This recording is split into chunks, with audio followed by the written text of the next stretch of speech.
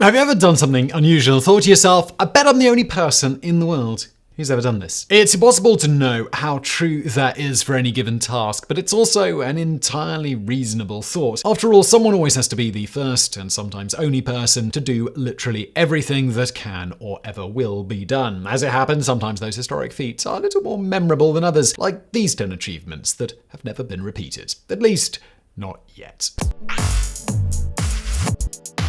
Number 10. Andre GEIM won both a Nobel Prize and an Ig Nobel Prize. In the words of Alfred Nobel, the Nobel Prize was set up to honor those who, during the preceding year, shall have conferred the greatest benefit to humankind. They are awarded in a number of specific fields as well as in the humanities. The Ig Nobel Prizes, on the other hand, are to award achievements in something bizarre or trivial that nonetheless required extensive research and hard work to accomplish. The two awards rarely cross paths in real life, but they did once, in the form of Andre GEIM, the only man to win one of both. In 2010, GEIM won the Nobel Prize in Physics for his groundbreaking work with graphene. His work involved isolating single layers of graphite that may one day have future applications for how we build nearly endless things, given how strong graphene is. 10 years earlier, GEIM also won the Ig Nobel Prize for levitating a frog. There was more to his work than flying frogs, of course, and it was focused chiefly on something called diamagnetism. Magnetic fields can hold diamagnetic materials by pushing them away if they're strong enough. Since water is diamagnetic, if you put a frog in the water and hit it with a magnetic field, the frog floats, and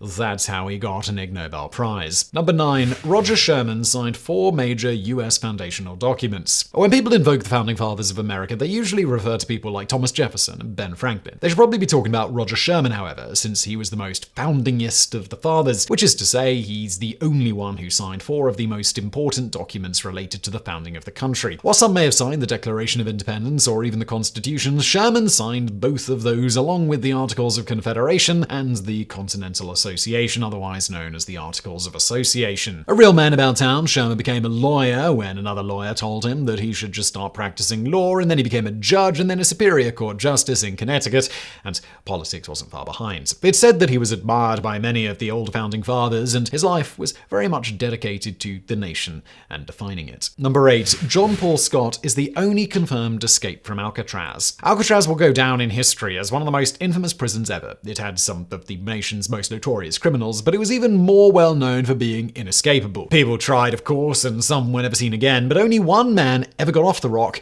and lived to tell the tale. Several attempts came close, such as when John Giles used a stolen uniform to get on a boat. Unfortunately, he went to Angel Island instead of San Francisco. The famous story, Escape from Alcatraz, covered the attempt by the Anglin brothers and Frank Morris, who got off the island but are believed to have drowned. The only man officially recognized as having set foot on San Francisco soil after escaping Alcatraz is John Paul Scott, who made it out in 1962. He came to shore near the Golden Gate Bridge, exhausted and almost dead, where he was promptly captured and returned to the prison. We didn't say he escaped for long, but he did escape. Number 7. Kathy Sullivan has gone to the deepest place in the sea and into space. They say life has its ups and downs, but only Kathy Sullivan can claim to have mastered that truth like no one else in history. Kathy has been further up and further down than any other human being, having traveled to both space as an astronaut and to the depths of Challenger Deep, the deepest part of the ocean. Sullivan was actually the first woman in history to go out on a spacewalk, and that was all the way back in 1984. As of 2021, 72 women have been to space. However, in 2020, Sullivan upped the ante for exploring the outer reaches when she traveled 7 miles below the surface of the sea to Challenger Deep. She's the first woman to accomplish that task as well. As for why Sullivan is pushing the limits of exploration, it's a matter of understanding. Sullivan has said she wants to understand the world around her as much as possible. Number 6. Harold Russell won 2 Academy Awards for the same role. Not a lot of people know the work of Harold Russell these days. The actor and World War II veteran died back in 2002 and only had 5 acting credits to his name. Remarkably, one of those was in the film The Best Years of Our Lives in 1946, for which Russell ended up winning not 1, but 2 Academy Awards, making him the only actor to pull off that feat. Obviously, many other actors have won multiple acting awards in the past. Some people have won multiple awards for the same film if they also wrote or directed a film in which they starred, but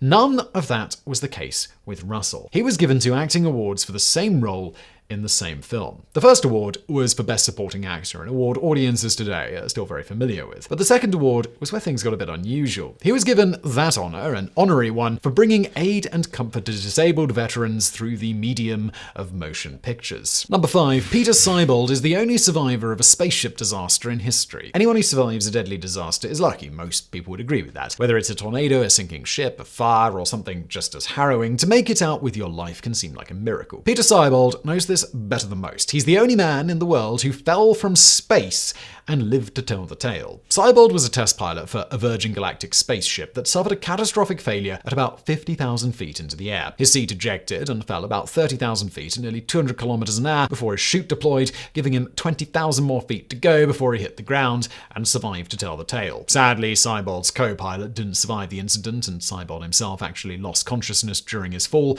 but he had enough time to come to and even signal to people with a thumbs up that he was okay. Number 4. Marie Curie is the only person to win Nobel Prizes in 2 scientific fields. We already saw Andre Guilleme's impressive achievement of both a Nobel Prize and an Ig Nobel Prize, but he's got nothing on Marie Curie, who remains the only person in history to get a Nobel Prize in 2 separate scientific fields. Her first prize came in 1903 when both Curie and her husband were awarded the Nobel in physics for her work with radiation. It's arguably what she's most well known for, and is the reason a Curie is the unit used to measure radiation intensity. But it wasn't the only thing she focused on in her scientific career. In 1911, Curie was awarded her second Nobel Prize, this time in chemistry, for the discovery of the elements radium and polonium. Number 3. ARRHICHION won Olympic gold after he died. Implausible as it sounds, a number of politicians have won elections despite being dead, so it's rare but not exactly unique. That said, there are some more rare accomplishments that the dead have pulled off, and arguably one of the most remarkable was when ancient Greek athlete ARRHICHION won an Olympic event despite dying during the match. ARRHICHION was a pancratist, which is to say that he played pankration, a sort of violent old-school MMA fighting sport that mixed boxing and wrestling, and it was